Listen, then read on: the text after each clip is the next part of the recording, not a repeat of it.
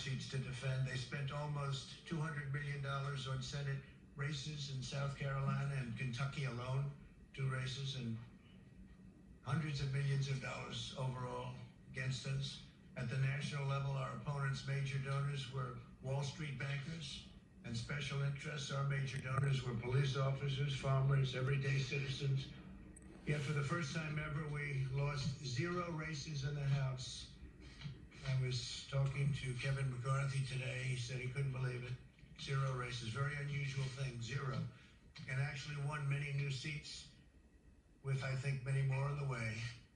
This was also the year of the Republican woman.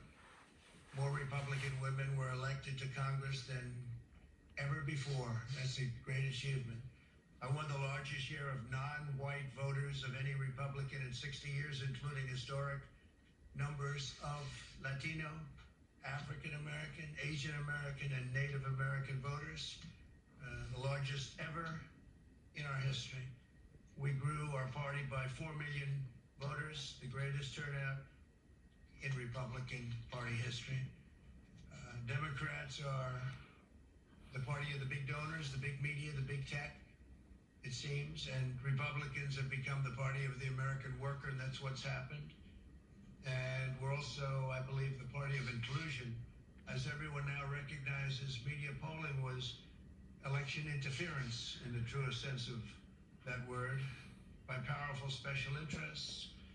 These really phony polls, I have to call them phony polls, fake polls, were designed to keep our voters at home, create the illusion of momentum for Mr. Biden, and diminish Republicans' ability to raise funds. They were what's called suppression polls. Everyone knows that now. And it's never been used to the extent that it's been used on this last election.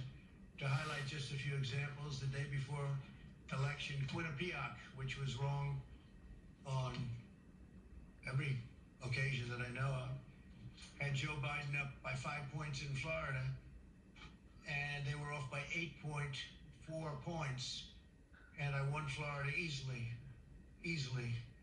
So they had me losing Florida by a lot, and I ended up winning Florida by a lot. Other than that, they were very accurate. They had him up 4 points in Ohio, and they were up by 12.2 points. And I also won Ohio, great state of Ohio, very easily.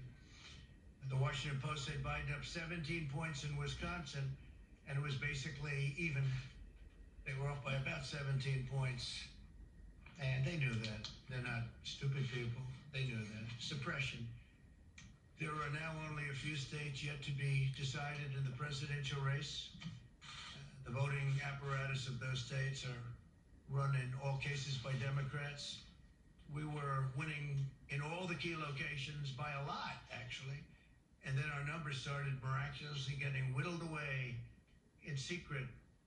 And they wouldn't allow legally permissible observers. We went to court in a couple of instances, and we were able to get the observers put in. And when the observers got there, they wanted them 60, 70 feet away, 80 feet, 100 feet away, or outside the building to observe people inside the building. And we won a case, a big case, and we have others happening. There are lots of litigation, even beyond our litigation. There's tremendous amount of litigation generally because of how unfair this process was. And I predicted that. I've been talking about mail-in voting for a long time. It's really destroyed our system. It's a corrupt system. And it makes people corrupt even if they aren't by nature. But they become corrupt. It's too easy. They want to find out how many votes they need, and then they seem to be able to find them. They wait, and then they find them. And you see that on election night. We were ahead in vote in North Carolina by a lot, tremendous number of votes. And we're still ahead by a lot, but not as many, because they're finding ballots all of a sudden. Oh, we have some mail-in ballots. It's amazing how those mail-in ballots are so one-sided, too. I know that it's supposed to be to the advantage of the Democrats, but in all cases, they're so one-sided. We were up by nearly 700,000 votes in Pennsylvania. I won Pennsylvania by a lot, and that gets whittled down to I think they said now we're up by 90,000 votes, and they'll keep coming and coming and coming. They find them all over, and they don't want us to have any observers. Although we won a court case, the judge said you have to have observers. Likewise in Georgia, and they're appealing. Actually, they're appealing. We won a case that we want people to watch, and we want observers, and they're actually appealing, which is sort of interesting. I wonder why they'd appeal. That all we want to do is have people watch as they do the vote tabulations. Likewise in Georgia, I won by a lot, with a lead of over getting close to 300,000 votes on election night in Georgia. And by the way, got whittled down. And now it's getting to be to a point where I'll go from winning by a lot to perhaps being even down a little bit.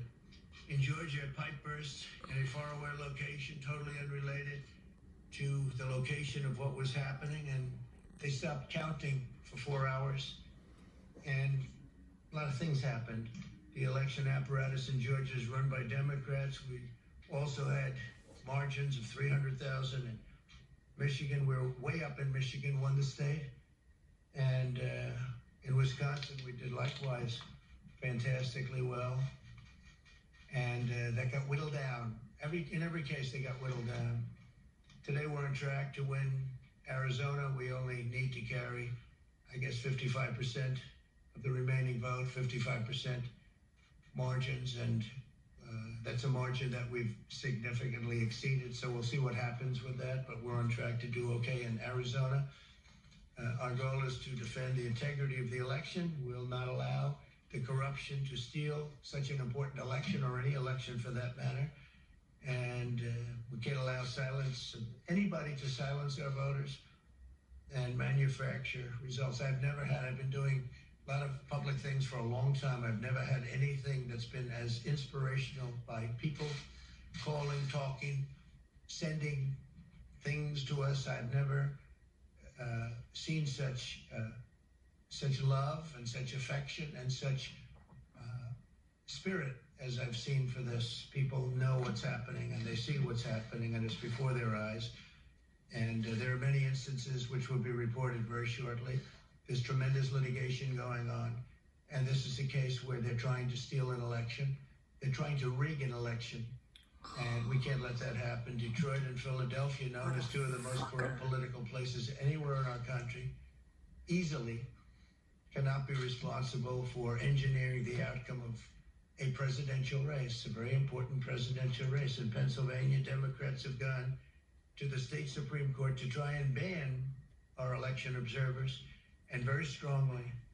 Now, we won the case, but they're going forward. They don't want anybody in there. They don't want anybody watching them as they count the ballots. And I can't imagine why. There's absolutely no legitimate reason why they would not want to have people watching this process, because if it's straight, they should be proud of it. Instead, they're trying, obviously, to commit fraud. There's no question about that. In Philadelphia, observers have been kept far away, very far away, so far that people are using binoculars to try and see. And there's been tremendous problems caused. They put paper on all of the windows so you can't see in, and the people that are banned are very unhappy and become somewhat violent. The 11th Circuit ruled that in Georgia, the votes have been in by Election Day, that they should be in by Election Day, and they weren't. Votes are coming in after Election Day. And they had a ruling already that you have to have the votes in by Election Day. To the best of my knowledge, votes should be in by Election Day. And they didn't do that. Democrat officials never believed they could win this election, honestly. I really believe that. That's why they did the mail-in ballots, where there's tremendous corruption and fraud going on. That's why they mailed out tens of millions of unsolicited ballots without any verification measures whatsoever. And I've told everybody that these things would happen because I've seen it happen. I watched a lot of different elections before they decided to go with this big, massive election with tens of millions of ballots going out to everybody, in many cases totally unsolicited. This was unprecedented in American history. This was by design, despite years of claiming to care about the election security.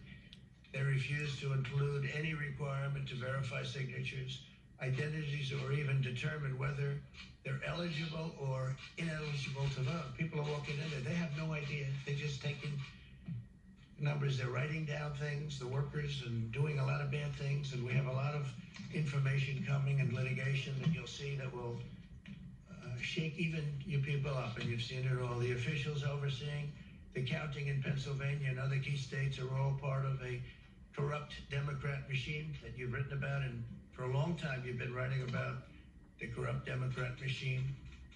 I went to school there, and I know a lot about it. It hasn't changed a long time ago. And hasn't changed. It's gotten worse. In Pennsylvania, partisan Democrats have allowed ballots in the state to be received 3 days after the election. And we think much more than that. And they're counting those without even postmarks or any identification whatsoever. So you don't have postmarks, you don't have identification. There have been a number of disturbing irregularities across the nation. Our campaign has been denied access to observe any counting in Detroit. Detroit is another place. And I wouldn't say it has the best reputation for election integrity. Poll workers in Michigan were duplicating ballots, but when our observers attempted to challenge the activity, those poll workers jumped in front of the volunteers to block their view so that they couldn't see what they were doing. And it became a little bit dangerous. One major hub for counting ballots in Detroit covered up the windows again with large pieces of cardboard. And so they wanted to protect and block the counting area. They didn't want anybody seeing the counting, even though these were observers who were legal observers that were supposed to be there. In Detroit, there were hours of unexplained delay in delivering many of the votes for counting. The final batch did not arrive until 4 in the morning. And even though the polls closed at 8 o'clock, so they brought it in and the batches came in and nobody knew where they came from. We've also been denied access to observe in critical places in Georgia. In multiple swing states, counting was halted for hours and hours on election night, with results withheld from major Democrat-run locations only to appear later. And they suddenly appeared and they all had the name Biden on them, or just about all, I think almost all. They all had the name Biden on them, which is a little strange. I challenge Joe and every Democrat to clarify that they only want legal votes, because they talk about votes, and I think they should use the word legal votes. We want every legal vote counted, and I want every legal vote counted. We want openness and transparency, no secret count rooms, no mystery ballots, no illegal votes being cast after Election Day. You have Election Day, and the laws are very strong on that. You have an Election Day, and they don't want votes cast after Election Day, and they want the process to be an honest one. It's so important. We want an honest election, and we want an honest count, and we want honest people working back there, because it's a very important job. So that's the way this country is going to win. That's the way the United States will win, and we think we will win the election very easily. We think there's going to be a lot of litigation because we have so much evidence, so much proof, and it's going to end up perhaps at the highest court in the land. We'll see. But we think there'll be a lot of litigation because we can't have an election stolen like this. And I tell you, I have been talking about this for many months with all of you, and I've said very strongly that mail-in ballots are going to end up being a disaster. Small elections were a disaster. Small, very easy to handle elections were disastrous. This is a large-scale version, and it's getting worse and worse every day. We're hearing stories that are horror stories, absolute horror stories.